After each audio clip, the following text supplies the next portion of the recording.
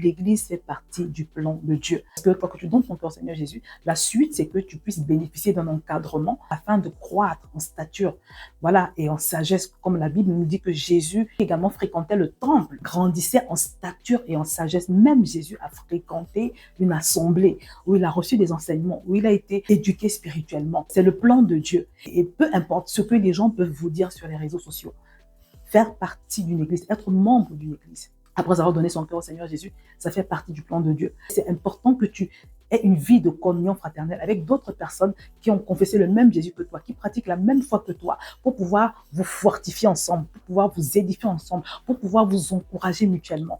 Donc, sachez que toutes ces personnes qui, sur les réseaux sociaux, vous encouragent à quitter votre assemblée, vous poussent au péché, parce que la parole de Dieu est claire. Elle nous dit, n'abandonnons pas notre assemblée.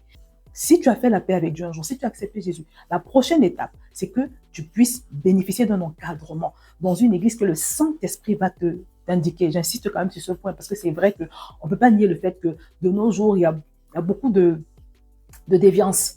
Mais le Saint-Esprit nous a été donné pour nous guider, pour nous conduire. Ce n'est pas parce qu'il y a des églises pas équilibrées que tu vas cesser d'aller à l'église. C'est pas parce qu'il y a, je sais pas, de mauvais enseignants que tu vas arrêter de t'instruire. C'est pas parce qu'il y a des mauvais médecins que tu vas arrêter de te soigner, de fréquenter les hôpitaux, tu vois. Parce que moi aussi, j'ai donné mon cœur à Jésus un jour. Moi aussi, j'ai eu besoin d'enseignement. Je suis passée par la phase où tu reçois le premier lait spirituel. Et mon premier lait spirituel, je l'ai reçu dans une église au Cameroun qui s'appelait la Mission du Plein Évangile.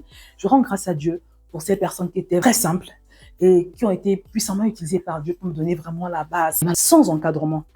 Au meilleur des cas, tu vas stagner spirituellement. Au pire des cas, tu vas mourir. Parce que naître de nouveau, c'est quoi? Tu viens d'arriver dans un nouveau royaume, dans une nouvelle vie. C'est un peu comme un enfant qui vient de naître, c'est un peu comme un enfant qu'on vient d'accoucher. Si on n'en prend pas soin correctement, il peut mourir.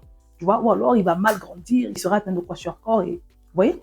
Donc, c'est très important. Si j'avais fait la prière du salut, juste fait la prière du salut, et que je m'étais contentée de rester chez moi, je ne pense pas que j'aurais eu l'évolution que j'ai eue. Je ne pense pas que j'aurais eu le progrès que j'ai eu. Parce que pour la petite histoire, quand nous sommes arrivés à Impact Centre Chrétien, vraiment, nous sommes allés de révélation en révélation. Nous sommes allés vraiment de gloire en gloire, de transformation en transformation. Et la grâce qu'on a dans la maison ICC, c'est que tu n'es pas formé seulement sur le plan spirituel. Tu as des formations sur le mariage, tu as des formations sur la gestion financière, tu as des formations, mais vraiment sur tous les plans.